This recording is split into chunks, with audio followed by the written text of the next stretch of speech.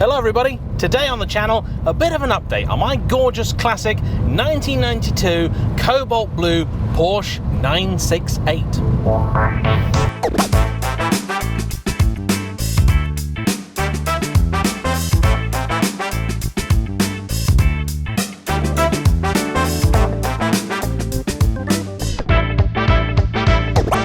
Before I get onto the video proper, I have a bit of a question for you all. I did a bit of a general fleet update recently where I talked you through in brief all of the cars I currently own, of which there are 7. However, after that video I then did some others where I mentioned things that had happened to my cars, and a lot of people were kind of surprised and said, "You've sold that car? I didn't know." And this was stuff I'd said in the fleet update video. So my question to you all is this: would you prefer, as I did previously, an update on all of the fleet once every 2 or 3 months, talking about each car in general detail, 2 or 3 minutes per car, that sort of thing?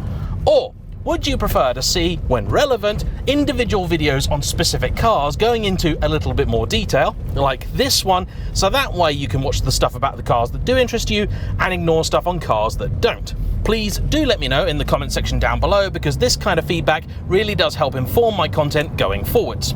So then, what's going on with the 968? To bring you all up to speed, I bought this car in October of last year. It was, technically speaking, the successor to the 1988 944 Turbo S that I acquired, though I own the 2 cars at the same time. I bought this and then I sold that.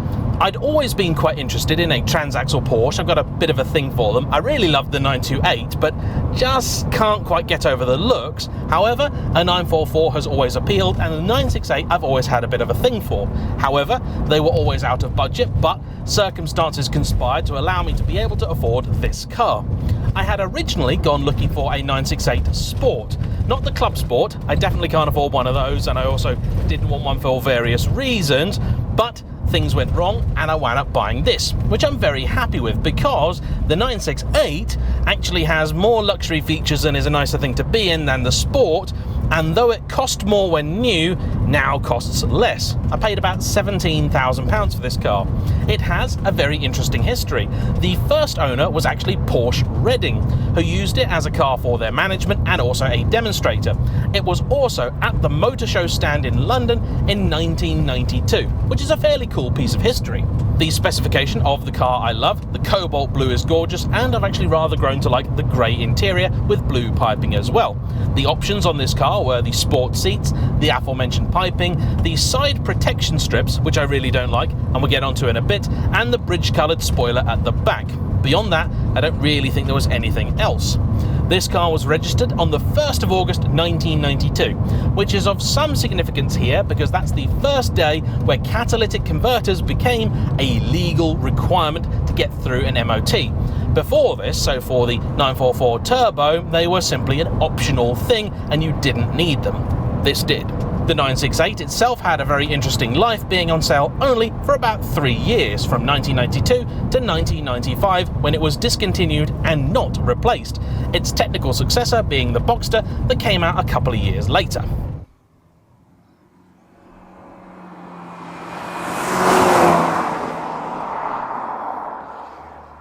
I bought this car because I'd been on the hunt for a classic for some time, and in many ways this really fit my needs. It is a classic car, but not so classic that using it and driving it and doing what I've done recently, i.e. taking it to Scotland, is something you simply cannot do.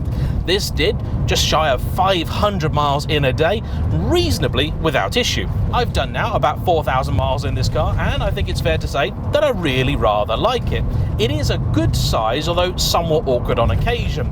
It has little seats in the back, but I've never even attempted to put anyone in them because, to be honest, I don't think it's going to work very well. Unless you've got 2 particularly slender passengers, I think you'll struggle. What I do appreciate though is the fairly generous boot space. Because of what I do, wherever I go I tend to take a large backpack, a pretty big holdall and a tripod, and that's before I put any of my personal effects into a car. So having a decent amount of storage is actually very, very important. I also must say, I love the way that this car drives. It is pokey enough, 240 horsepower, so it still feels brisk. And as I've experienced, it really does need super unleaded. I put one tank of the regular stuff in it because I had no other choice, and though it didn't grumble particularly, you do notice a loss in performance. Generally, at about 4,000 RPM, the car really picks up, and it's quite an exciting engine. However, on regular fuel, it's just a little bit lackluster in the last couple of thousand RPM. Being an older car, this is essentially a direct evolution of the 1970s 924, the view out is sensational. The A pillar is very thin, the B pillar is way back there and also thin, the C pillar is a bit chunkier but is not really of any concern. You sit essentially right in front of the windscreen, and like old 911s, every time I drive it I find myself punching the screen because you go to say thank you and you tap the glass. But this does mean you can see everything. So for a nice pleasant drive and a beautiful piece of Scotland, it's the perfect companion. However, there are some issues with the car. As you can probably hear now, because it has a sunroof, a big tailgate and is 30 years old, it's quite rattly over imperfect tarmac. Some of these rattles I know I'll be able to fix, some of them not so much. For reference, this is a really particularly awful piece of tarmac, but it does show you the problem fairly well. Over smoother stuff like this, the car's actually pretty well behaved. There aren't too many inherent creaks, squeaks and rattles. You drive on the motorway and so on and so forth, and it actually is very decent. It will also do 34 miles to the gallon. That's calculated, and that really does help when fuel prices are as extortionate as they are. When you combine that more than reasonable fuel economy with a very generously sized 70-odd litre tank, you've actually got a pretty good cruising range too. If you're taking it gently, you can really do about 500 miles to a tank on this, though I'm not sure how much I trust the fuel gauge, and so for that reason I've only ever achieved about 450 miles between fill-ups. Even so, that's very good. If you have watched my other fleet update video, you'll know that despite the fact I own a number of cars now, not many of them seem to be in a drivable state. So, on a number of occasions, the 968 has been pressed into service as my daily, and I've got to say, it's acquitted itself rather well. The cabin is quite snug, there is no adjustment in the wheel, the door is rather small, so getting into it when you've got a wallet or a microphone or something in your pocket can be a little trickier than it needs to be. But once you're in here, it's comfortable enough, doesn't feel claustrophobic or anything like that, and I really do enjoy the miles in this. The rattling is an annoyance, but again, something I can partly deal with and partly get over by either putting headphones on or just turning the stereo up. Incidentally, the stereo is one thing that I do want to improve, and I have a solution for that. Porsche are actually very good with supporting their older cars, and one of the things they've actually done for a while now is they do what they call the Porsche Classic Navigation System, which is a singled-in replacement which goes in cars like this, the old 911s and stuff, and gives you modern Bluetooth, DAB, nav functionality in a setup that looks like it's very OEM.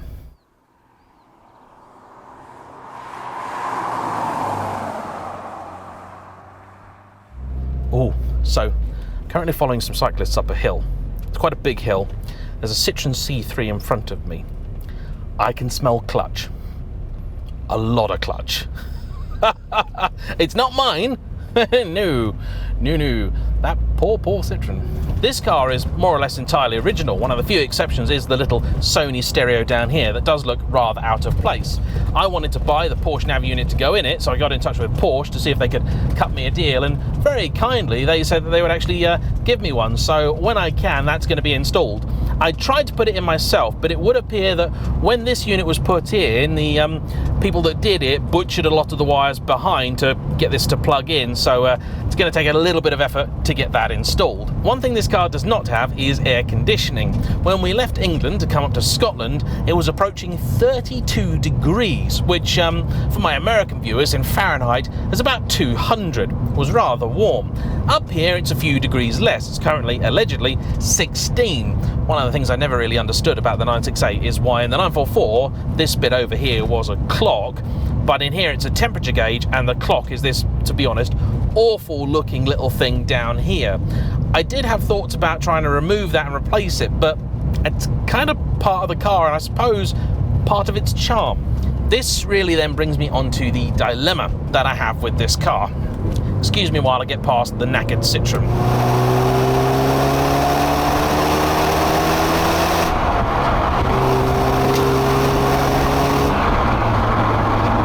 tell you, this car loves this kind of road. Ignoring the incredibly poorly patched tarmac, this car is so well suited to tarmac like this. It's the right size. I found a road a couple of days ago which is absolutely glorious, and in something like the F12 you'd just be terrified, absolutely terrified, because it's too narrow to have fun. This, not a problem. In fact, one of the best things about this car is whenever I go out in it, I always seem to have one moment where someone's coming the other way in a lorry or a Range Rover or something, and they're taking up a little bit too much of the road, like that. Ha! Call me Nostradamus. Oh yes. And the fact that this car is narrow means that those sort of incidents are a little less terrifying than they might need to be. I still don't want to have an accident in this car, but I do like to believe that maybe having an accident is just a little bit less likely because of it. The gearbox does have a little bit of play in it, a bit more than I would like. That I'm sure is easy to rectify, but is generally quite a nice thing. Having the extra ratio over the 944 turbo I'm sure makes up for the slight torque deficit, but generally speaking, the powertrain I really do quite like. It has the right amount of power to enjoy without doing silly speeds. Today I'm not really pushing on, I've got no need, and these tyres are 7 years old. They do need replacing. So, let's get on to the meaty stuff, shall we? There are a few things I need to do to the car. When I bought it, the previous guy had spent about 9 grand on this or something over about 4 years, making sure it was in generally very, very good fettle. And true to his word, I had the car inspected and we didn't really find anything. All that came up was the fact the timing chain was more or less due. We had that done. It was about £1,000 all in. We had a couple of the guides replaced as well. They're known to go, and that was all sorted, and that really is a handy peace of mind. The brakes on this are pretty poor. I don't know whether it's the fluid, the pads, the discs, or the fact they just aren't that good, or a combination of all of the above, but they're a bit rubbish. The 944s were much better, and they were uprated brakes. So, if I do keep this car, I need to do something about that. However, here's the dilemma. When I bought this, I had real grand plans of modifying it, doing different things. First thing I wanted to do was replace those headlights with 993 items. They don't pop up. These actually look quite good if you do that. They look like they were meant to have those, and I suspect that may actually be partially true. I also wanted to put a little bit of a bigger spoiler on the back, put some different alloy wheels on it, do a few other bits too. Some of that, of course, is very reversible, but when it comes to sort of hacking up metal and doing things, that's quite serious. And the problem is, this is a beautiful, very original, very nicely maintained example of what is now a fairly rare car. If this was a already mucked about with example of a slightly shabby one, I wouldn't have any qualms whatsoever about doing some major stuff to it. But it's not. It's gorgeous. You may have just heard there a little bit of a squeak from the steering rack. That's one of the issues I also need to investigate. Not entirely sure what's causing that, but it's not really anything I think to worry about all that much. The tyres on this are Pirelli P7 Cinturatos, and they do an okay job. In fairness, if I replace the brakes, what I'd have to do is put bigger wheels on it, which necessitates new tyres anyway, which is one of the reasons I haven't put new ones on. They've got plenty of tread, but they're 7 years old. And my personal philosophy is that once tyres get to about 5 or 6 years old, generally speaking, they're worth replacing. They're not particularly expensive to replace anyway. I just didn't want to do it if I was then going to go and put new wheels on as it was. In truth, I'm probably a little bit more cautious of them than I need to be, because I have driven this in many different conditions and generally it has been fine. Other issues I've had with this car, well, on the way up, the temperature gauge did give me cause for concern, and it's currently doing it again now.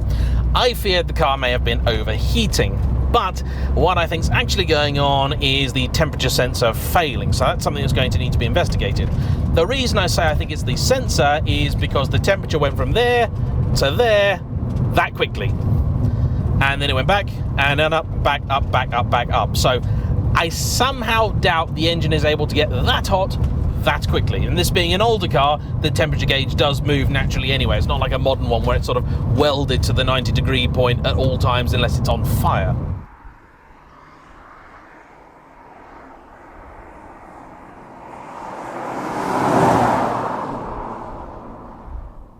Generally speaking though, all the issues I have with it are minor things like that really not all that difficult to solve. At some point, I want to drive this without the roof panel in. I was going to do that for this video, but I wound up filming this directly after the back of another one, and you have to store the roof panel somewhere, and I don't want to chuck it in the back with all my camera stuff and risk it getting scratched to pieces, so I'll do that at some point. I'm not so sure how that's going to affect the handling of the car, or the noise inside, or anything else, so maybe I'll experiment off camera and report back to you. The issues then with this car really are twofold. First off, I would love to do lots and lots of things to it, but I feel bad about that. I'm really nervous about doing anything to this car because I don't think it's right. I'm not really worried about the backlash if I did that. I'm sure there would be some, but it just doesn't sit right with me. I would love your feedback on whether you think I'm just being silly or whether you agree with my sort of idea of, well, this is such a nice one of a relatively rare car, it would be wrong to do that. The other problem I have is sort of one of my own making. All the cars in my fleet have to do something a little bit different. They all have to stand out. This does. It's my classic. The closest to it really would be either the Citroen BX, which is not going to be a permanent resident anyway, so that doesn't count, and it's broken, or my Toyota Celica GT4. That is a permanent resident, but has enough of a different attitude about it that it does feel like a genuinely very different car. What I don't currently possess is a sensible four-seater, and I really do need one of those. In some ways, when I was buying this, I kind of kidded myself that this could take that role, but the truth is, not a hope in hell. However, that wasn't a concern because I knew I had money coming in at the time, so I was going to be able to go and buy something. Not anything particularly lavish. At the time, the thought was maybe an old Lexus LS 430, something like that. But then my Ferrari 550 decided that it would give me a rather large and very expensive problem to solve. More on that in the near future. Actually, in truth, it's quite a small problem, but very expensive, which is the most frustrating of all problems. And then my S2000's engine went bang. And that's likely to cost me the thick end of 15 grand once all is said and done. That was entirely unexpected, does need to be solved, it does need to be done, it is a timely thing, I want that car back, I want it sorted, and that's kind of nobbled all of the money that I had for a sensible thing, which leaves me in a position where I need to work out what I'm going to do. And as I feel bad about modifying this, logic would dictate the sensible thing to then do is to sell it on to somebody that's going to really appreciate it and enjoy it for what it is, and be able to use the car, and then I can buy something sensible to have as a bit of a runabout. This is entirely self-inflicted. I expect no sympathy whatsoever. I had the money to buy something sensible. I went and bought another Ferrari. So don't feel sorry for me, but that's the situation I find myself in. I would really like to keep this. I love the car, I love the idea of the car, I love driving it, it brings joy to me, people really like it, it's something different. You don't see enough about transaxle Porsches on YouTube. I love cars that are a little bit different, I love unsung heroes, and I think this is that. I'm currently tempted, because my friends George and Caitlin have my girlfriend's Boxster, to leave this with them, as they are members of the Porsche Club and very nice people, so they can deal with a few of the issues and also enjoy it, maybe make some content for the Porsche magazine on it. Sorry about the rattles, this section of road is pretty bad. I've got stuff in the boot, and I think the tailgate might need a little bit of adjustment. I think that's the major one. And then I can leave this a few months, work out what to do, and then make my mind up. The good news, being a classic car, there's no rush to sell it in the summer or anything like that. I still need to get the stereo unit in here. Porsche have supplied that to me, so I do not want to be given something from them and then sell the car a month later. That's not a good look, so I've got some thinking to do. But that's kind of where I am with the car. So that's the update on the 968. Please let me know your thoughts on the car. Have you enjoyed looking at it? Have you enjoyed the content that's been made? What other content would you like to see on it? What would you do in my situation? And yeah, do you like the concept of individual updates for individual cars, or do you prefer a more sort of group update every few months? Thanks everybody for watching. Please hit the like button, comment down below, subscribe if you haven't already, and if you have, make sure you've hit the bell icon so you'll be notified of every single upcoming video. I'll see you for the next one. Bye-bye.